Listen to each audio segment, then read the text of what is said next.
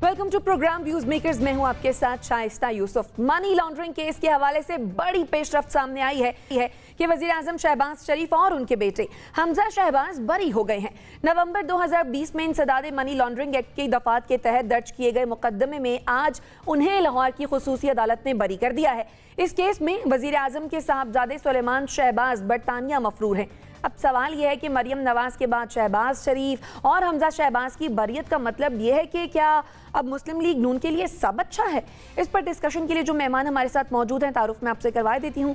हमें ज्वाइन किया है नासिर बेग चुगताई साहब ने, अंबर शमसी साहिबा हमारे साथ मौजूद हैं, नसीम सिद्दीकी साहब ने हमें ज्वाइन किया है और हमें ज्वाइन किया है मुजम्मिल सोहरावर्दी साहब ने भी। आप तमाम मेहमानों के वक्त का बेहद शुक्रिया। NBC आपके जानिब आऊँगी। हमने देखा पहले मरियम नवाज बरी हुई और आज शहबाज शरीफ और हमजा शहबाज बरी हो गए, तो क्या नून लीग के लिए अब सब कुछ अच्छा ही रहेगा?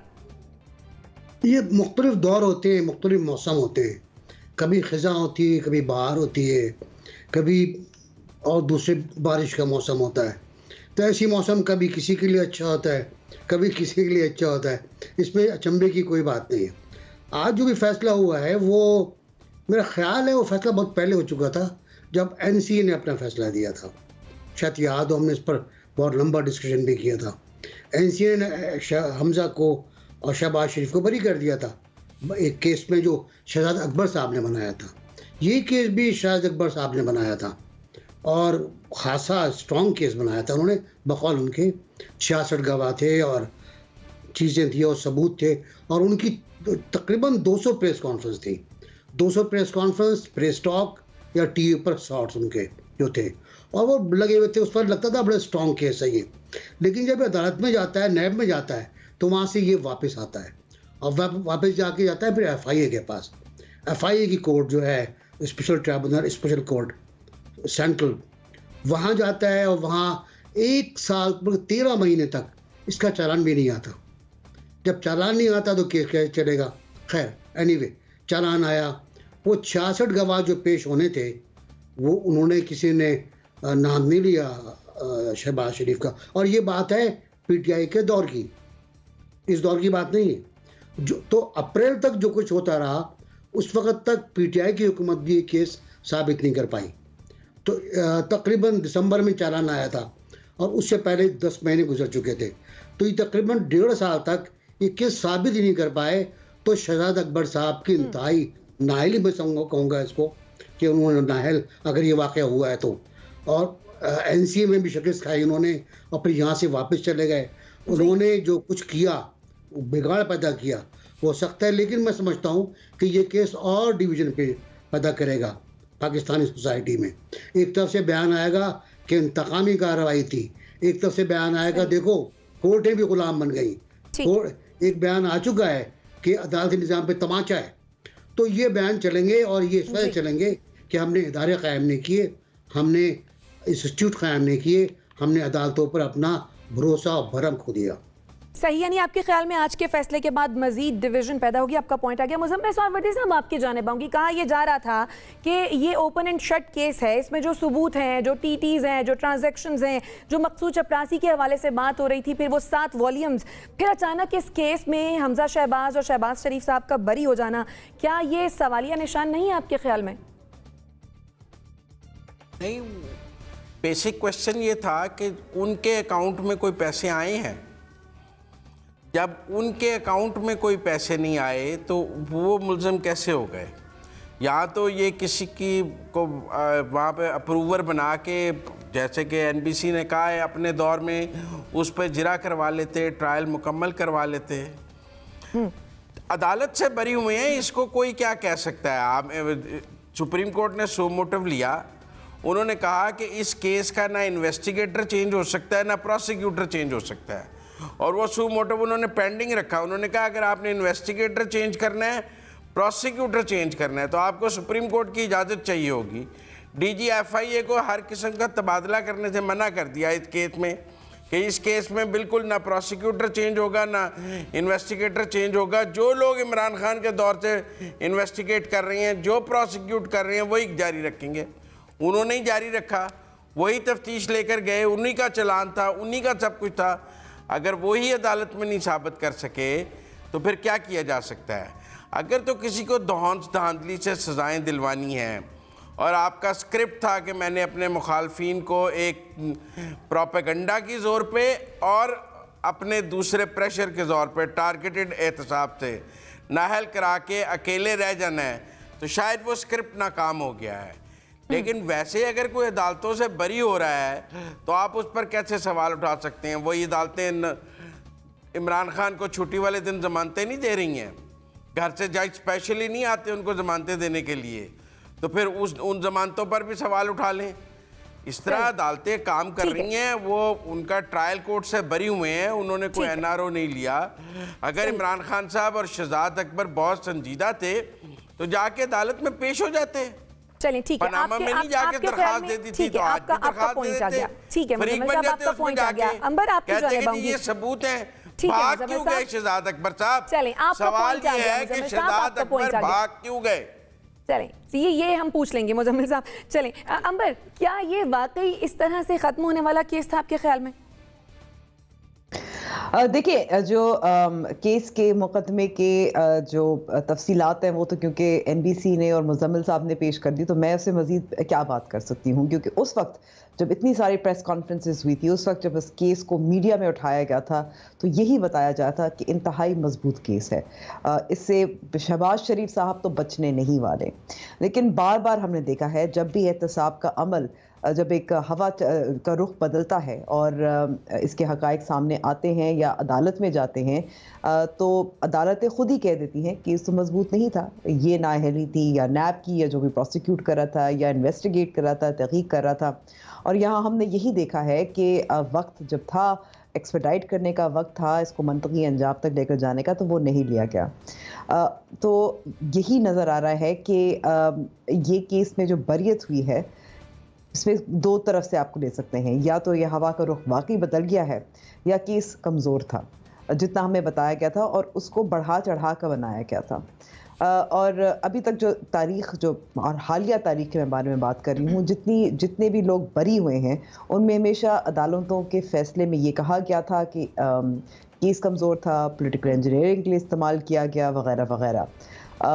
मैं समझती हूँ एनबीसी ने बहुत पते की बात की है कि इससे ज़्यादा जो तफरीक है, जो डिवीज़न है, वो पैदा होगा।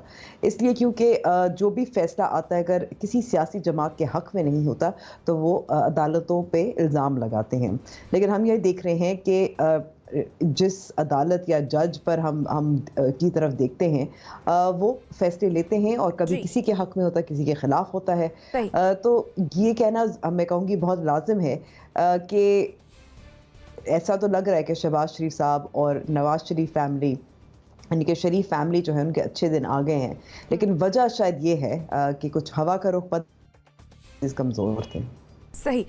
नसीम सिद्दीकी साहब, 7 सितंबर को बरियत की दरख्वास्त दी गई, 12 अक्टूबर को फैसला आ गया, इतनी तेज़ी? बिल्कुल तेज़ी तो आनी थी। शहबाज स्पीड किस लिए कहते हैं?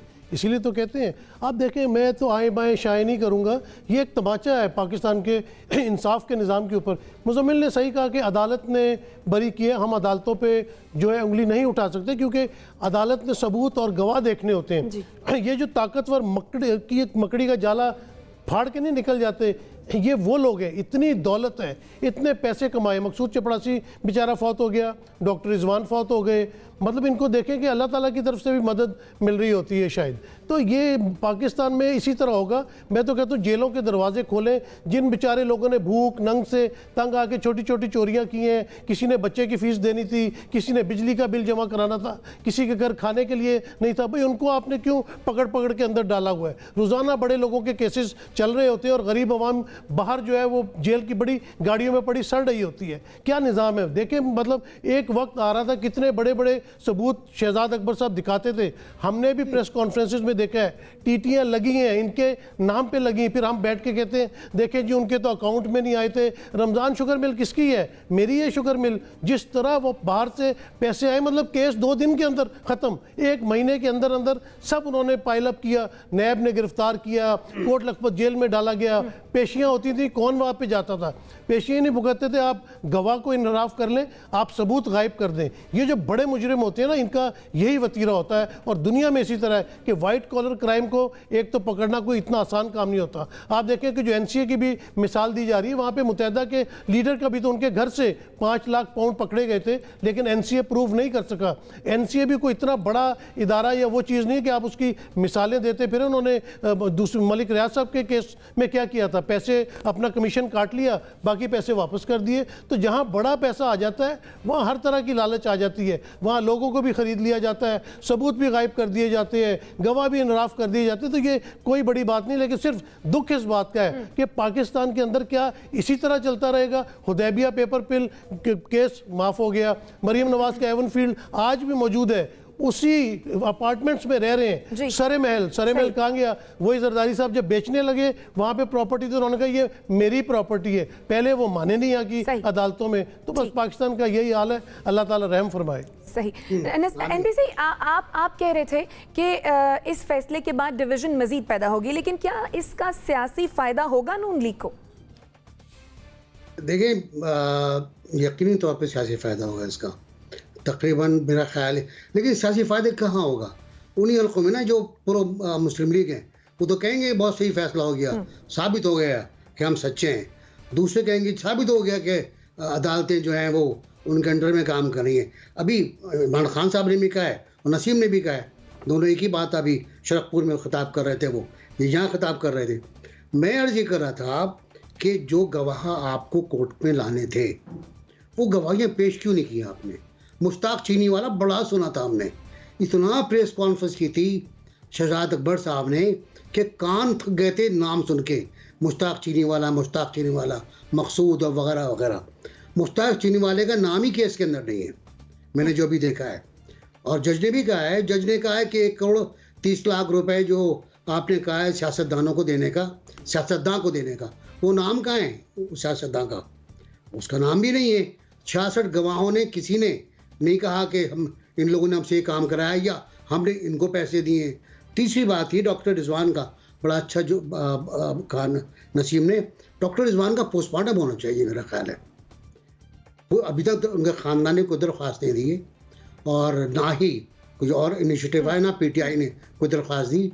डॉक्टर रिजवान का भी और दूसरे मरे वो, और सेठ वक़ार के पोस्टमार्टम भी होना चाहिए। पेशावर हाई कोर्ट के चीफ जस्टिस का, उसका भी पोस्टमार्टम होना चाहिए, उनको निकाला जाए। मैं आज सुप्रीम कोर्ट के चीफ जस्टिस के 3-4 जुमले आपकी नज़र कर रहा हूँ।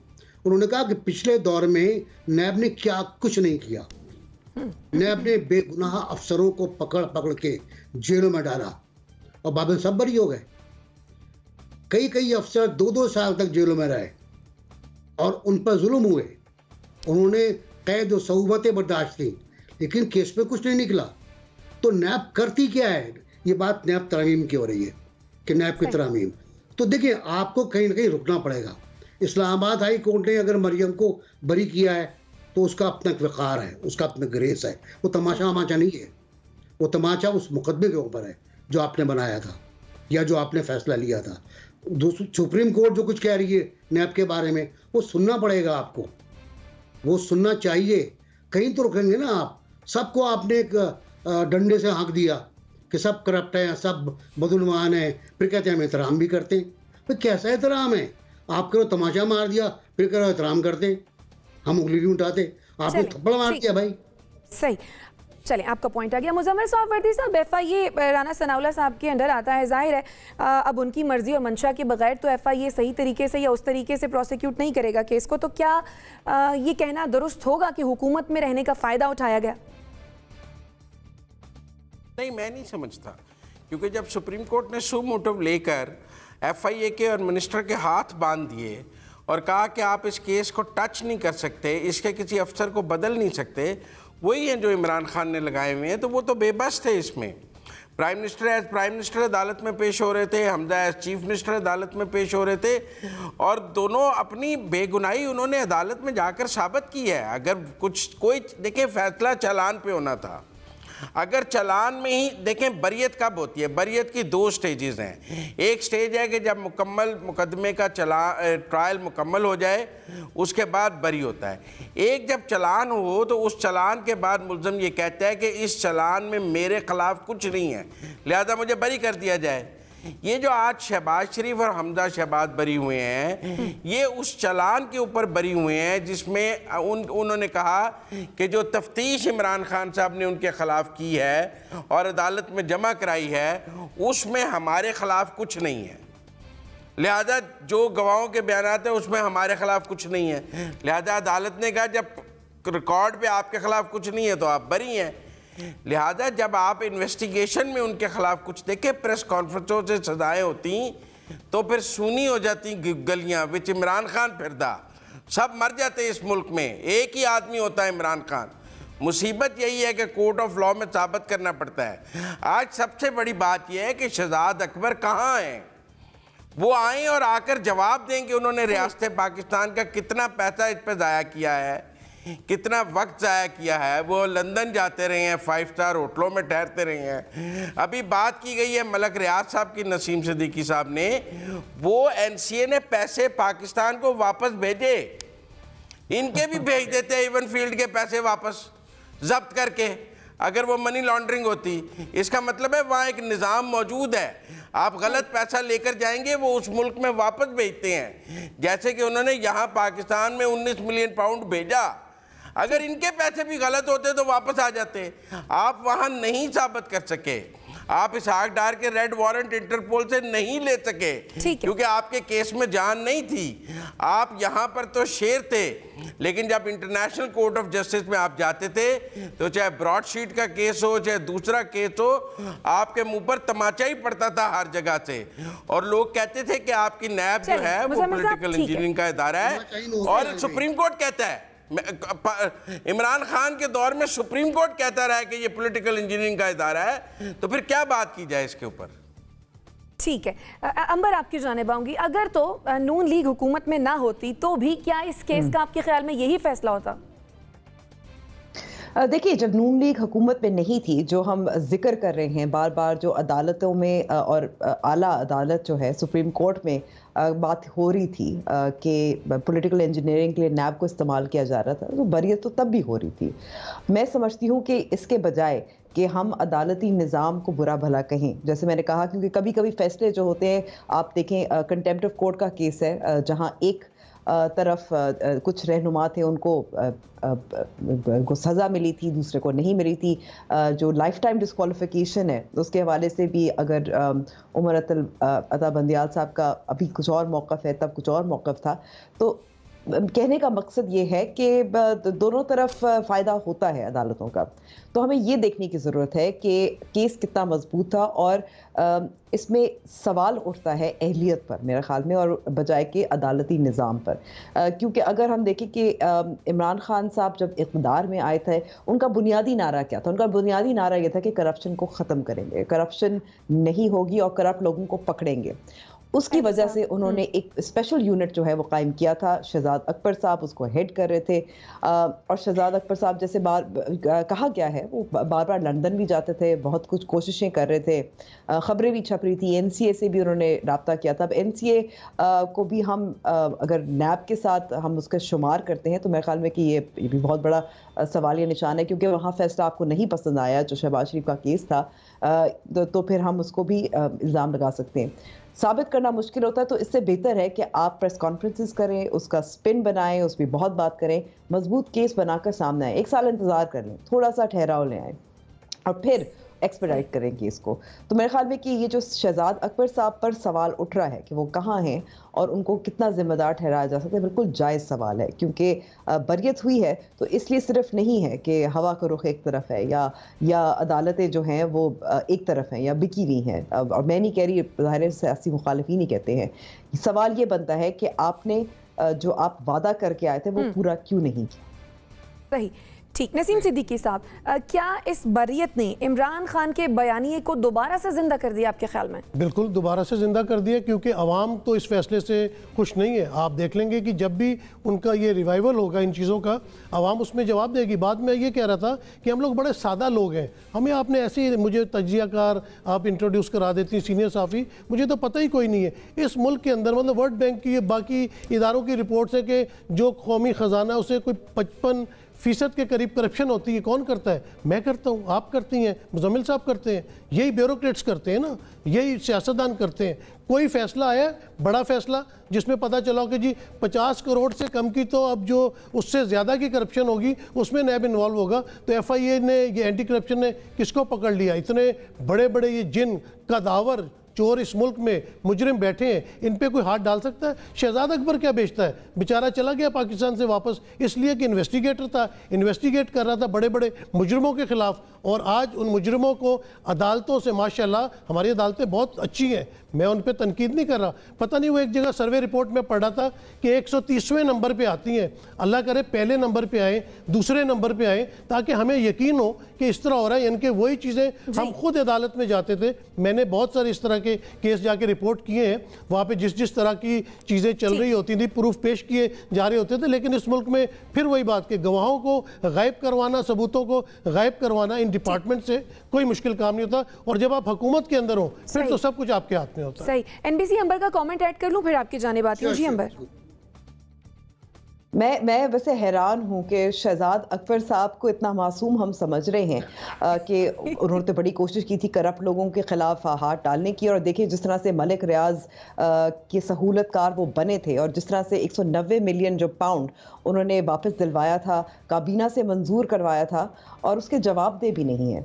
तो आप ये भी तो जवाबदेह होना चाहिए कि अगर आपने केसेस बनाए थे, अगर आपने दावे किए थे, अगर प्रेस कॉन्फ्रेंसेस की थी और आपने पूरा नहीं किया, तो फिर वो कहाँ है? और अगर आप जो पाकिस्तानी अवाम का जो पैसा है आपने वापस मलिक रियाज को दे दिया कि वो एक कुछ कर्जा अपना जो फाइन था कोर्ट का, अदालत का, उसको अदा करना था, तो मेरे ख्याल में कि ये सवाल बनते हैं। ये मेरे ख्याल में मासूमियत, हम शहजाद अकबर को इतना मासूम ना समझे। आप दूसरी तरफ ब्रॉडशीट वाला केस भी तो है ना, कि किस तरह से अकाउंटेबिलिटी और एहतसाब को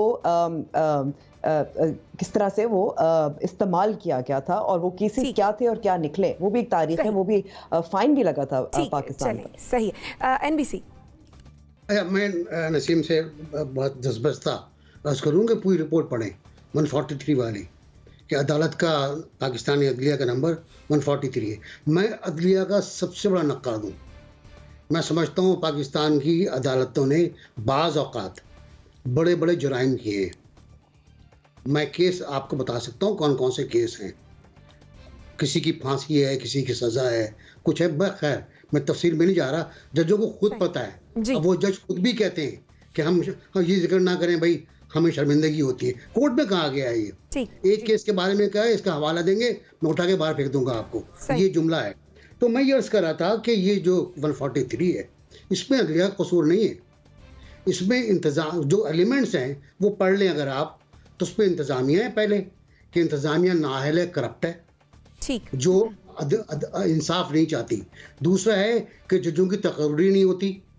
तीसरा है तकर्री मेरिट पे नहीं होती। चौथा है गवाहों को तहफ़्फ़ुज़ फराहम नहीं किया जाता। पांचवा है कि स्ट्रीमलाइनिंग ऑफ जस्टिस पाकिस्तान में नहीं है। तो इस बुनियाद के ऊपर मिलाकर वो नंबर है। दूसरा ये कि जो मौसम के बाद की, बिल्कुल मौसम ऐसा होता है, मैंने कहा था आपसे कि बारिश होती है, तूफान आता है, तो BRT भी बंद हुआ था, मालन जब्बा भी बंद हुआ था, अब उनके खुलने का वक्त आ रहा है। चलें, ठीक है। नसीम साहब, मैं मुजम्मिल साहब का कमेंट ले लूँ, फिर आपकी जानिब आती हूँ। मुजम्मिल साहब क्विकली कमेंट कीजिएगा, मुझे ब्रेक पे भी जाना है। देखिए ना, सुप्रीम कोर्ट इमरान खान साहब को बार बार कहती रही कि आप एहतसाब अदालतों की तादाद बढ़ाएं और वहाँ जज लगाएं ताकि एहतसाब के मुकदमात का जल्द फैसला हो सके। किसने रोका हुआ था इमरान खान साहब को एहतसाब अदालतें की तादाद बढ़ाने से? तो लॉ मिनिस्ट्री के नोटिफिकेशन से हो जाना था इसके लिए कानून साजी की भी जरूरत नहीं थी वहाँ जज लगाने के लिए, लेकिन उन्होंने नहीं किया। उन्होंने ऐसे ऑर्डिनेंस जारी किए जिससे एहतसाब कमज़ोर हुआ, कभी बिजनेसमैन को निकाल दिया, कभी किसी को निकाल दिया। फिर एक चेयरमैन नैब जिसके ऊपर हैरासमेंट का केस था, उसे ऑर्डिनेंस के जरिए लंबी तोसी देते गए। तो सबसे ज्यादा एहतसाब के अमल को कमजोर उन्होंने खुद किया और इंजीनियरिंग के लिए इस्तेमाल किया, जिससे पाकिस्तान का बहुत नुकसान हुआ है। अगर हम इसी एहतसाब के अमल को पॉलिटिकल इंजीनियरिंग की बजाय यकसा एहतसाब पर इसका रखती बुनियाद, तो शायद पाकिस्तान का फायदा हो जाता। लेकिन अगर ड्राई क्लीनिंग फैक्ट्री लगा करके जिसमें एक रंग का पट्टा पहना है वो सही है, जिसने दूसरे रंग का पहना है वो गलत है, तो नहीं चलेगा। ठीक है, क्विकली ये कहना चाह रहा था कि एक केस मेरे सामने से ये भी गुजरा था कि 2 भाई जिन्हें फांसी दी जा चुकी थी उनको 2 साल बाद अदालतों ने बाइज्जत बरी कर दिया था। तो ऐसी मिसालें भी सामने हैं। आज 32 साल बाद वाला केस हुआ है। एक लड़की 19 साल की थी, उसको प्रॉपर्टी में राइट्स नहीं दिए गए। अब 32 साल बाद फैसला हुआ है कि जी ठीक है। और न्यूयॉर्क में एक बंदा जो है उम्र कैद काटने के बाद बरी हुआ है कि उसे गलत सजा हो गई थी। वहाँ भी ऐसी मिसालें मौजूद हैं। अगर कोई एक केस निकालने, तो मैं अभी परसों पढ़ रहा था कि एक को सजा हो गई थी और वो 25 साल बाद बरी हो गया। नहीं, हम यहाँ बैठ के करप्ट लोगों को सिक्योर कर लेते हैं, कोई बात नहीं। सही, आप सबका पॉइंट आ गया नाज़रीन। हम ब्रेक लेते हैं और फिर वापस आते हैं। स्टे विद अस।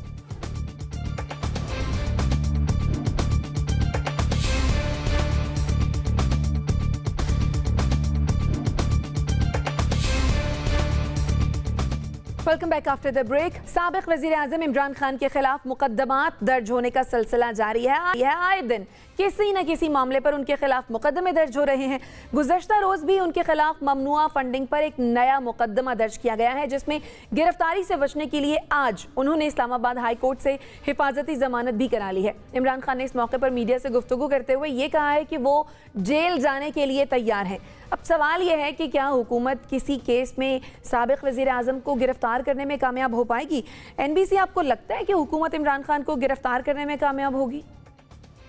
देखिए, डिपेंड हुकूमत पे करता है ये कि वो कितना रिस्क ले सकती है और कितना। देखिए, रिएक्शन तो बहुत होगा गिरफ्तारी का। क्या हुकूमत उसको फेस करने के लिए तैयार है? क्या हुकूमत चाहती है कि अमन व अमान के मसाइल पैदा हों? क्या हुकूमत चाहती है कि इमरान खान की मकबूलियत में और इजाफा हो? तो गिरफ्तार कर ले, उसको पूरा हक भी पहुंचता है और गिरफ्तार भी कर सकती है। स्टेट है, स्टेट के पास बहुत चीज़ें होती हैं गिरफ्तार करने के लिए। और बाज़ औक़ात तो लोग ऐसे ही गिरफ्तार हो जाते हैं। मतलब हम जो कभी पिछले उसमें बात कर रहे थे, बहुत से लोग तो इस तरह गिरफ्तार हुए कि उन पर FIR तक नहीं थी, मुकदमा तक नहीं था, और 9-9 महीने 10-10 महीने नैब के हवालात में रहे वो लोग। और हत्ता कि उनके, मुझे पता है कि उनके भाइयों का इंतकाल हुआ है, तो उनको उस वक्त बताया गया जब तदफीन होने वाली थी कि जाओ अपने भाई के जनाजे में चले जाओ। तो ये सूरत हाल थी। तो इमरान खान साहब भी इस मुल्क के शहरी हैं। अगर उन पर कोई इल्ज़ाम है तो स्टेट जब चाहे गिरफ्तार कर लेगी, लेकिन स्टेट को देखना होगा कि हालात क्या हैं। इस मुल्क में ऐसा भी हुआ है कि हालात देखे बगैर गिरफ्तार किया गया और उसके नताइज भुगते, नताइज भी सामने आए उसके। तो मेरा ख्याल ये गिरफ्तारी, गद्दारी, मुकदमा चलाएं यहाँ बंदे के ऊपर, उसको पाबंद करें अदालत में आने का, और मुकदमा चलाने से कोई नहीं रुकता आपको। अगर तफ्तीश के लिए नहीं पहुँचता तो जैसे इस्लामाबाद हाई कोर्ट में आज गए, आप भी चले जाइए कि तफ्तीश के लिए नहीं आ रही है हमारे पास, वहाँ से फैसला ले आएँ। और इस्लामाबाद हाई कोर्ट का फैसला मानते हैं, सब लोग मानते हैं। तो मेरा ख्याल ये कि गिरफ्तारी हो सकती है, लेकिन उसके साथ बहुत से पॉइंट और देखना पड़ेंगे। राना सनाउल्लाह साहब को भी, वज़ीर आज़म को भी, और मेरा ख्याल है खुद पीडीएम में हुकूमत में इख्तलाफ है इस मौजू पर। सही। अंबर, गिरफ्तारी की सूरत में क्या नताइज होंगे आपके ख्याल में?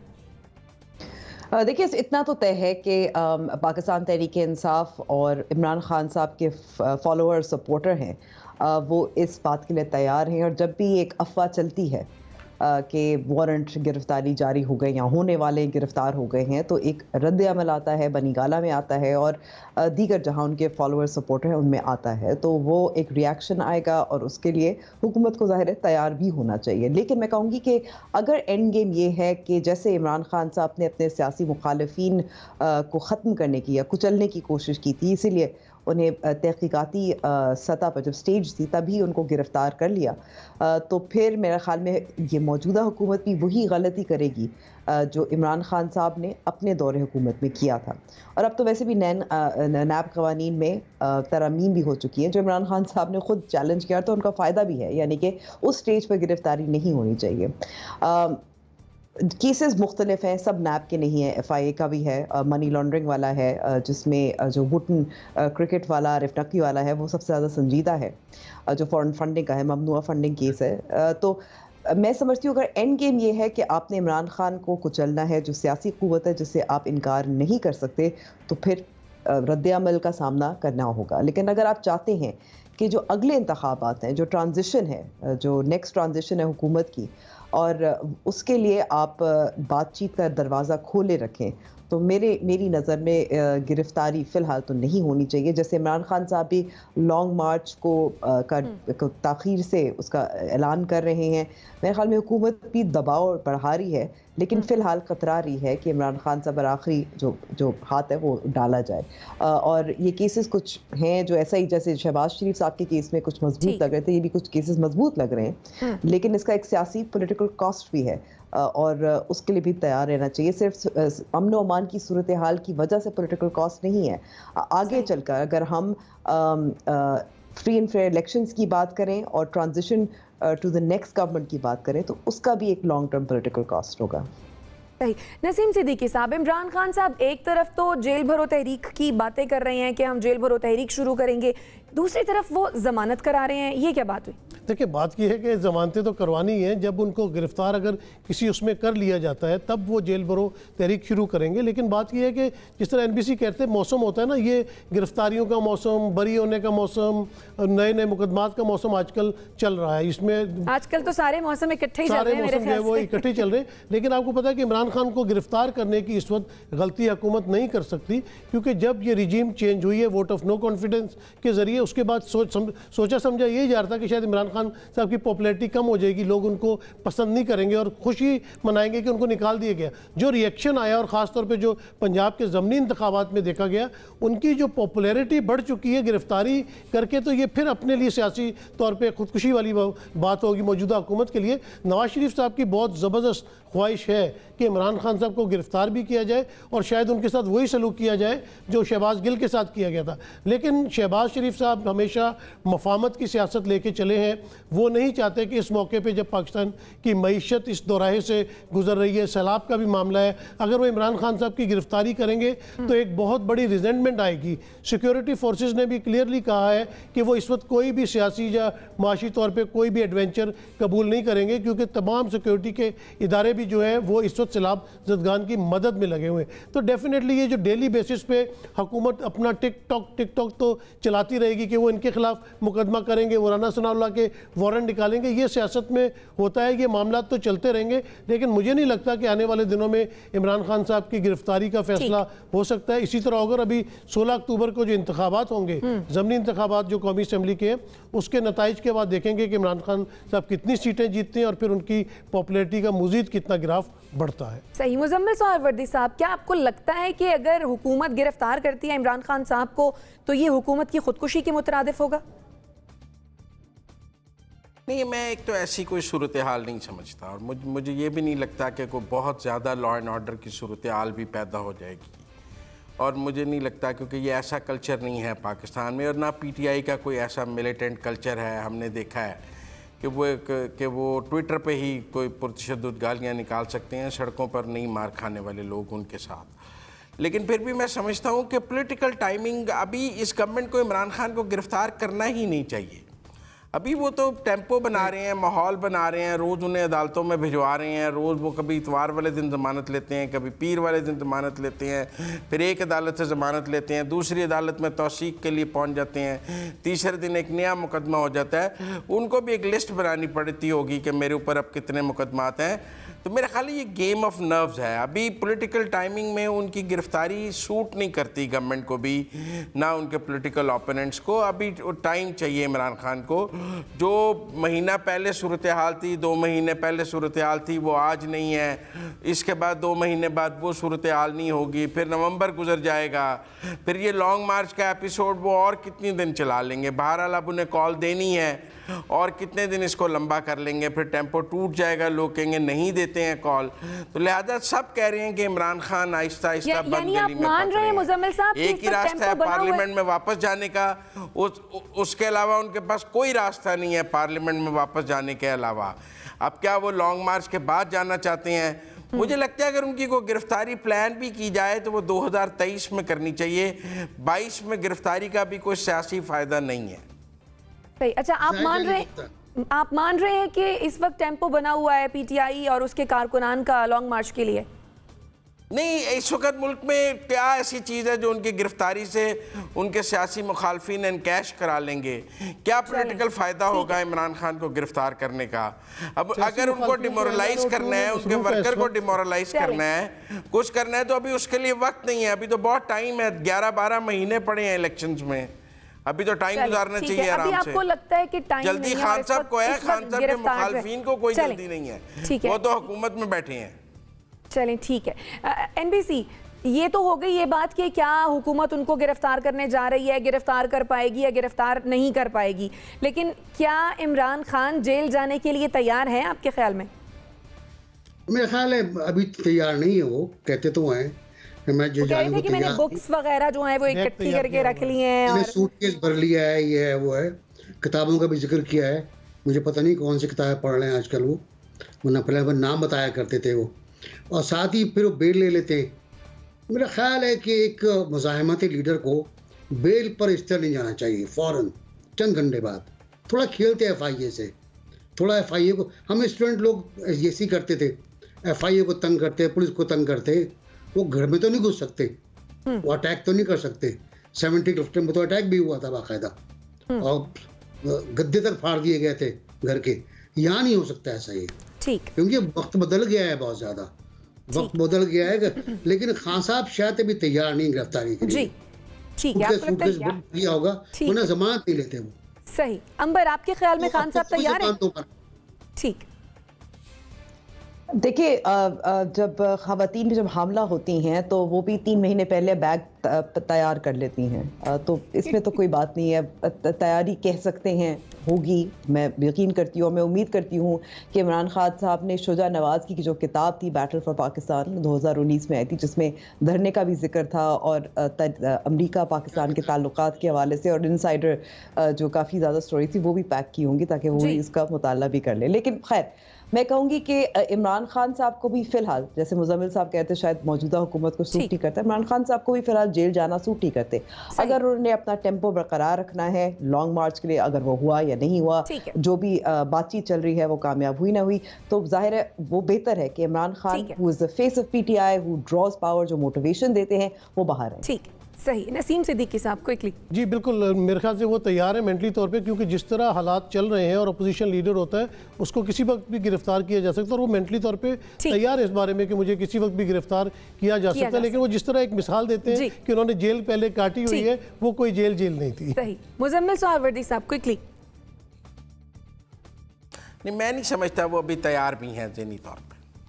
अभी वो यही समझते हैं कि आई एम अनटचेबल, लेकिन आहिस्ता आहिस्ता उनको ये एहसास उनमें पैदा किया जा रहा है कि यू आर नॉट अनटचेबल और आपको कानून के दायरे में आना पड़ेगा। अभी उनके मेरा ख्याल है और टाइम लगेगा उन्हें ज़हनी तौर पे तैयार होने। ठीक है, यानी आपके ख्याल में उनको मजीद वक्त लगेगा ज़हनी तौर पर तैयार होने के लिए। ये सवाल जब हमने सोशल मीडिया सार्फिन के सामने रखा कि क्या हुकूमत किसी केस में साबिक वज़ीर आज़म इमरान खान को गिरफ्तार करने में कामयाब होगी, तो 40% लोगों का मानना यह है कि जी हाँ, हुकूमत कामयाब हो पाएगी, जबकि 60% लोगों का ख्याल यह है कि हुकूमत खान साहब को गिरफ्तार नहीं कर सकती है। इसी के साथ मुझे मेरे मेहमानों को दीजिए इजाज़त। अल्लाह ने के बाद।